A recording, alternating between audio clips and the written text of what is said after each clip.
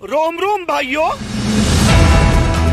दोस्तों, कल रोहित और सूर्या की तूफान फिर से गेंदबाजों के ऊपर कहर बन के आई। भारत ने सेमीफाइनल में अंग्रेजों को उठा के पटका।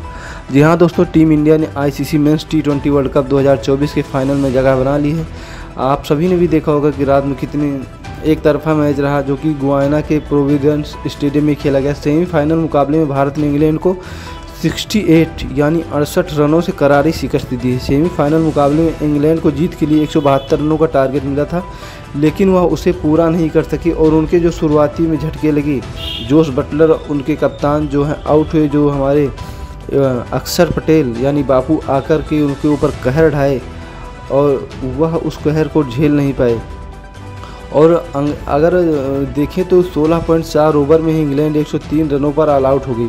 अब फाइनल मैच में भी भारत के सामने साउथ अफ्रीका होगा। बता दें दोस्तों कि इस मैच में साउथ अफ्रीका ने इससे पहले साउथ अफ्रीका ने अफगानिस्तान को 9 विकेट से हराकर फाइनल में जगह बनाई है। वह भी एक करारी शिकस्त थी अफगानिस्तान को, जो साउथ अफ्रीका ने उनको सेमीफाइनल के मुकाबले में दी थी।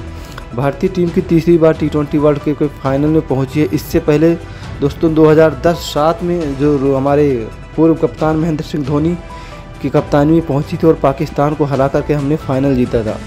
उसके बाद में 2014 के संस्करण में भी हमने फाइनल में जगह बनाई थी, जहां हमें श्रीलंका के सामने हमें हार का सामना करना पड़ा था। उसके बाद में दोस्तों हम अब इस बार जगह बना पाए हैं फाइनल में, तो इस बार हम लोग भी चाहेंगे कि यह ट्रॉफ़ी हमारे देश में आए, क्योंकि जो अगर हम कोई भी ओवरऑल आईसीसी ट्रॉफ़ी देखें तो 10 साल हो चुके हैं हमारे देश में आए हुए। क्योंकि लास्ट बार जो हमारे देश में आईसीसी ट्रॉफ़ी आई थी वह थी चैम्पियन ट्रॉफ़ी, जो कि 2013 में महेंद्र सिंह धोनी की कप्तानी में इंग्लैंड की सरजमी पर और इंग्लैंड को हरा करके ही आई थी। सबसे बड़ी बात है कि इंग्लैंड की जो ज़मीन थी और वहीं इंग्लैंड को हमने हराया था। उसके बाद में दोस्तों 2000 अभी तक कोई भी ट्रॉफ़ी भारत के पास आईसीसी नहीं आ पाई है। अब भारत के पास दूसरी बार टी20 वर्ल्ड कप जीतने का मौका है। यदि भारतीय टीम खिताब जीती तो 11 सालों का सूखा ख़त्म हो जाएगा।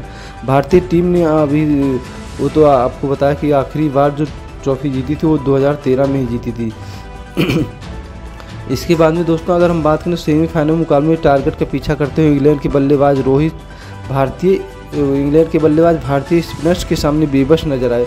अगर हम देखें तो चाइना मैन गेंदबाज कुलदीप यादव और बाएं हाथ के गेंदबाज अक्षर पटेल, इन दोनों ने मिल करके जिस तरह से अंग्रेज़ों को रोका है वह वाकई प्रशंसा योग्य है। इंग्लैंड की ओर से केवल हैरी ब्रूक 25 रन, जो कि उनकी टीम का सर्वाधिक स्कोर है। उसके बाद में उनके कप्तान जो हैं जोश बटलर, उनका दूसरे नंबर पर सर्वाधिक स्कोर 23 रन था। और जोफ्रा आर्चर जो वहाँ के गेंदबाज हैं, उन्होंने लास्ट में आकर थोड़े 1-2 चौके या छक्के भी लगाए, उनका स्कोर 21 रन और लियाम लिविंगस्टोन 11 रन।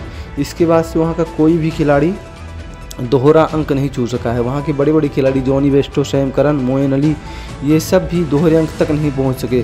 अगर हम दोस्तों बात करें तो भारत के लिए कुलदीप यादव और अक्षर पटेल ने 3-3 विकेट, वहीं जसप्रीत बुमराह के 2 विकेट हासिल किए। जब इंग्लैंड के 2 खिलाड़ी रन आउट भी हुए थे। इससे पहले टॉस हारकर पहले बल्लेबाजी करते हुए भारत ने 7 विकेट पर 171 रन बनाए थे। मैच में अगर हम दोस्तों बात करें तो भारतीय टीम की शुरुआत ख़राब रही, क्योंकि हमारे जो भारत के किंग कहे जाने वाले विराट कोहली सस्ते में आउट हो गए, मात्र 9 रन बनाकर आउट हो गए। जब उन्होंने 1 6 लगाया तो हम सभी को यह विश्वास हो गया था कि आज विराट अच्छा खेलेंगे और अच्छा स्कोर करेंगे। लेकिन उसी ही ओवर में विराट कोहली को बोल्ड मार दिया, जो क्लीन बोल्ड हो गए और हम सभी के सपनों पर पानी फिर गया। फिर उसके बाद में आए ऋषभ पंत भी कुछ नहीं कर पाए और मात्र 4 रन बनाकर चलते भी नहीं। फिर क्या दोस्तों, हम सभी की और आपकी भी धड़कनें बढ़ गई होंगी कि अब तो ऐसा लग रहा कि तू चल मैं आया, क्योंकि जिस तरह से 2 विकेट गिरे उस तरह से सभी की धड़कनें बढ़ गई थी। लेकिन बाद में जब सूर्य कुमार यादव आए, उन्होंने अच्छी बैटिंग की। उसके बाद में हमारे कप्तान रोहित शर्मा तो अच्छी बैटिंग कर ही रहे थे। दोनों ने मिलकर पारी को संभाला और रोहित और सूर्या के बीच तीसरे विकेट के लिए 73 रनों की साझेदारी हुई। इस साझेदारी के चलते हम अच्छे स्कोर तक पहुंच सके और यह मैच हम लोग इन्हीं की बदौलत जीते, क्योंकि अगर ये दोनों भी आउट हो जाते तो शायद कहीं ना कहीं पिछले आने वाले बल्लेबाजों पर दबाव बढ़ जाता।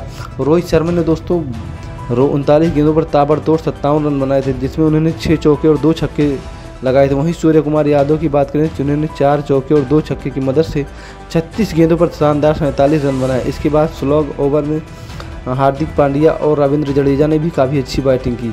उनको ज़्यादा गेंदें नहीं मिली, लेकिन जितनी मिली उन्होंने अच्छा किया। और उसके हमारे साथ वो अक्षर पटेल ने भी अच्छे शॉट खेले थे।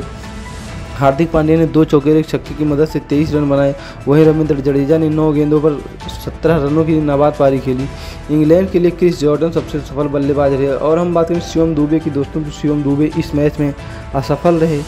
शायद उनकी जगह जो चेंज हुई, क्योंकि वो जब स्पिनर्स बॉलिंग कर रहे थे उस समय अगर शिवम दुबे को भेजा जाता तो वह कारगर साबित हो सकते थे और हो सकता था कि हमारा जो टारगेट है वो थोड़ा और बड़ा हो सकता था। अगर दोस्तों हम बात करें इंग्लैंड की गेंदबाजी का, तो इंग्लैंड के लिए क्रिस जॉर्डन सबसे सफल गेंदबाज रहे, जिन्होंने 3 ओवर में 37 रन देकर 3 विकेट झटके। वहीं आदिल रशीद, जो उनके अभी मेन गेंदबाज माने जाते हैं, उन्होंने 25 रन देकर 1 विकेट लिया। वहीं रीस टोपली, जो कि विराट कोहली का विकेट लिया था, उन्होंने जोफ्रा आर्चर और सैम करन को भी 1-1 सफलताएं मिली। भारतीय पारी के दौरान बारिश का खलल भी हुआ, मगर अच्छी बात रही कि पूरे ओवर्स हो गए। अगर दोस्तों ओवर्स थोड़े बहुत कटते तो उसमें थोड़ी दिक्कत हो सकती थी, क्योंकि भारत 2-3-4 ओवर खेल चुका था, जो कि स्टार्टिंग में थोड़ी धीमी शुरुआत थी। अगर हम दोस्तों बात करें कि भारत के लिए T20 वर्ल्ड कप की सीज़न में सर्वाधिक विकेट किसने लिया है, तो वह अब जसप्रीत बुमराह हो चुके हैं, जो कि इसी सीज़न में सबसे ज़्यादा 15 विकेट, और दूसरे नंबर पर भी इसी सीज़न में खेलने वाले हमारे भारत के मेन गेंदबाज जसप्रीत बुमराह हैं। उसके बाद में 2007 में RP सिंह ने 12 विकेट लिया था, और 2014 में रविंद्र चंद्र अश्विनी 11 विकेट लेकर भारत की तरफ से सर्वाधिक विकेट लेने वाले गेंदबाज थे।